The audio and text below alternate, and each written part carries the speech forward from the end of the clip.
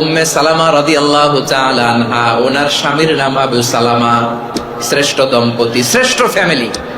প্রথমে হিজরত করেছিলেন হাবাসায়, পরে হিজরত করেছেন মদিনায়।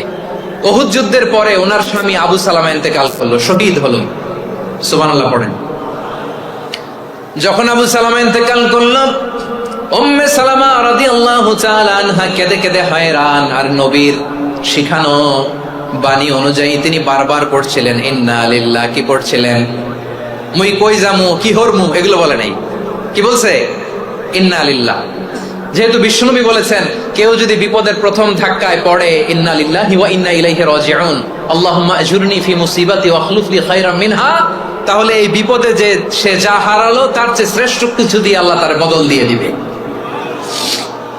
এই হাদিস শুনে উম্মে সালামা রাদিয়াল্লাহু তাআলা আনহা ওনার প্রাণ প্রিয় স্বামী আবু সালামার ইন্তেকালের পরে চোখের পানি ছাড়ে আর পড়ে ইন্না লিল্লাহি ওয়া ইন্না ইলাইহি রাজিউন, আল্লাহুম্মা আজুরনি ফি মুসিবাতি ওয়া আখলুফ লি খায়রাম মিনহা। বারবার এই দোয়া পড়ে চোখের পানি ছাড়ে, এই দোয়া পড়ে চোখের পানি ছাড়ে।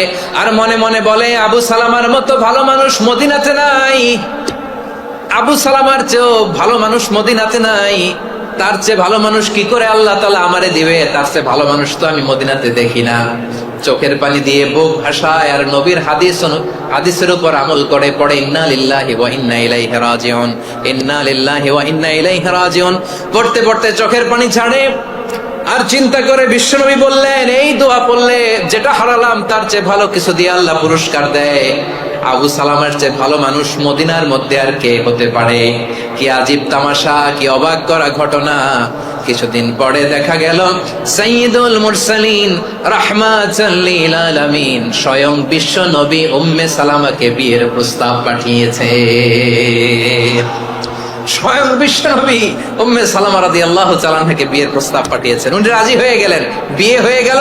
উনি হয়ে গেলেন উম্মুল মুমিনিন, আমাদের মা, পুরো মুসলিম উম্মার মা। চিৎকার করে বলেন আল্লাহু আকবার।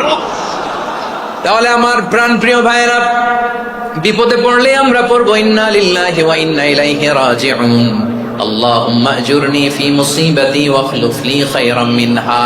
পড়বেন? পড়বেন না? যারা যারা বিপদ আসলে এই দোয়াটা পড়বেন এখন থেকে আওয়াজ করে ইনশাআল্লাহ বলেন। যা হারাইছেন তার চেয়ে শ্রেষ্ঠ জিনিস দিয়ে বদলা দিবে কে? বিশ্বাস হয়? একটু সন্দেহ লাগে মনে হয়, একটু সন্দেহ আছে। যাদের বিশ্বাস হবে তাদেরকে আল্লাহ উত্তম বদলা দিবে, ঠিক কিনা বলেন? তাহলে বিপদে পড়লেই প্রথমে আমরা এটা পড়ব। দোয়াগুলো যদি এখন মুখস্থ না হয়, এই যে রেকর্ডিং হচ্ছে, পেয়ে যাবেন, কালকেই পেয়ে যাবেন। শুনে শুনে মুখস্থ করবেন। আমার মায়েরা, আমার বোনেরা, আপনাদের জন্য 3টি মাঠের অ্যারেঞ্জমেন্ট করা হয়েছে, আমি জানি। আপনারা এই দোয়াগুলো পড়বেন, আপনার স্বামীকে শেখাবেন, সন্তানকে শেখাবেন, আপনার পুরো পরিবারটাকে জান্নাতের টুকরো বানিয়ে দিবে কে?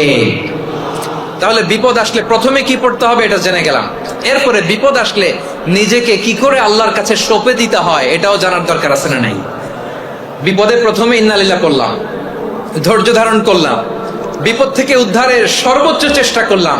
আমার কাজ যখন শেষ, তখন আমি আমার এই বিষয়টা আল্লাহর কাছে সঁপে দিব। কার কাছে?